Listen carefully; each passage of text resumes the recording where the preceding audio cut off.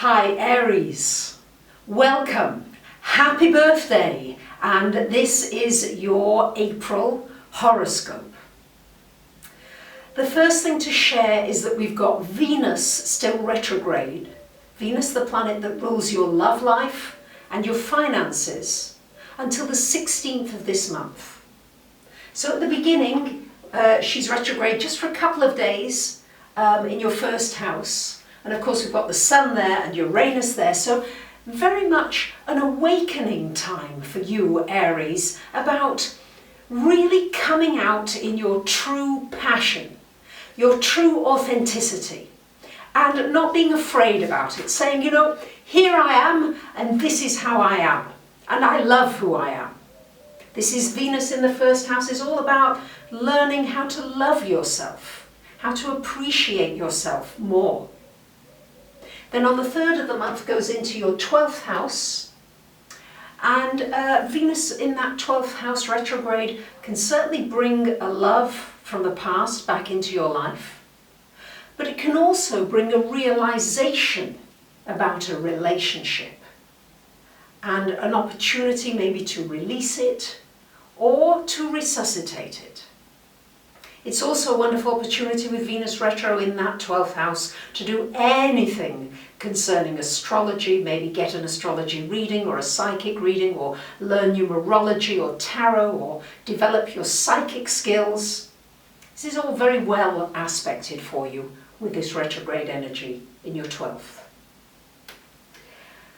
And then on the 10th of the month, we've got Mercury going retrograde until the 4th of May. So the usual things apply with Mercury retrograde. Leave extra time when you're traveling. Expect the possibility that things may not go quickly and to plan, and there could be some miscommunications. So keep good written records of any important conversations, and do remember to back up your hard drive. So this Mercury for you happening in your 2nd house of money, along with Mars there, until the 22nd of the month. So very much an important time for you to really be reconsidering your finances. Do you need to look differently at the way you're spending your money? Is there something you really want to save for? And then it goes back into during the month, it goes back into your 1st house as well. So once again, a period of reflection about how you wish others to see you. And also a period of reflection about the way in which you communicate and how able you are to really listen to what somebody's saying. To sometimes listen to what's not being said is more important than listening to what is actually being said. So that Mercury retrograde can be very helpful with that. It can give you some really good insights and possibly really help you to put relationships that may have been going through a rough patch onto more of an even keel. And we've got a full moon on the 11th of the month, at 21 of Libra, and it's happening in your relationship house, lovely Aries, and it's getting charged up by Jupiter, so being magnified. So a full moon, well, what this could mean is that it's time for some changes in your relationships generally. Yes, it's birthday time, so it's a new year for you, it's a happy new year beginning. Maybe there are things that need to change within a particular, maybe intimate relationship, maybe a business relationship, maybe it's time for closure, or maybe something to come to fruition and to grow into something more.